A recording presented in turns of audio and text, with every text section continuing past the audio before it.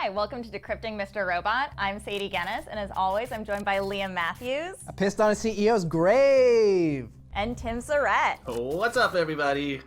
This episode was so much fun. Elliot finally got out of prison, and some big things finally started going down. Tim, who do you think was knocking on Darlene's door?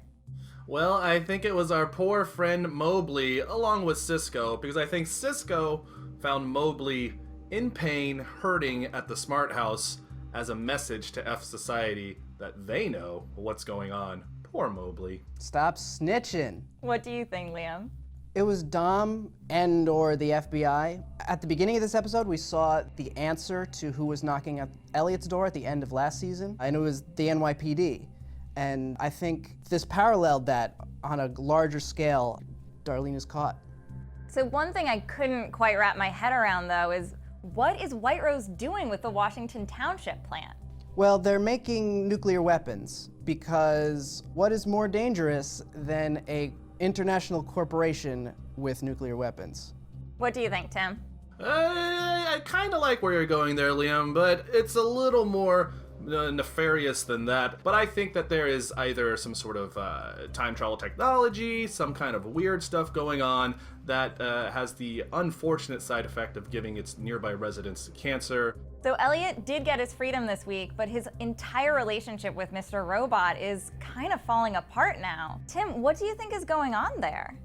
There are some weird glitches going on between those two, and the only thing I can think of, if it's all in Elliot's head, it's gotta be because Elliot needs to get back on some medication or something. He was in prison for so long, he probably didn't get the stuff he needed, whether it was illegal or prescribed.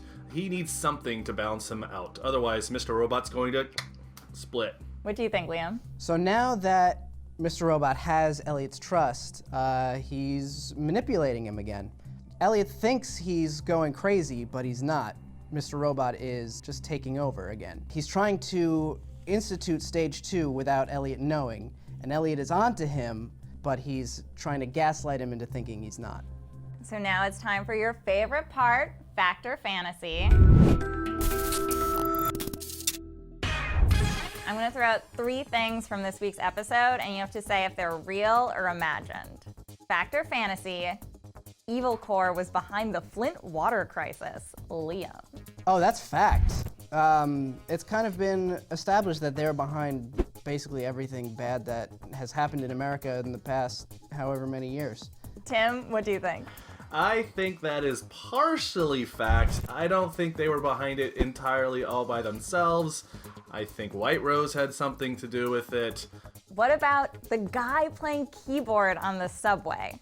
Tim? That was fantasy, but it was some awesome fantasy. That guy was jamming. Makes me wish I lived in New York so I can see weirdos like that all the time. You live in New York, Liam. Do you think that was fact or fantasy? Yeah, that guy was fact. I've seen that guy on the F train. Last one, fact or fantasy, the woman who has all 5 toes the exact same length. Liam. That's my fantasy. Hey! Tim, fact or fantasy? It's fact. In fact, I know her, and Liam, I will set you up and give you her number. All right, and the winner is Liam for getting a date with the woman with the toes.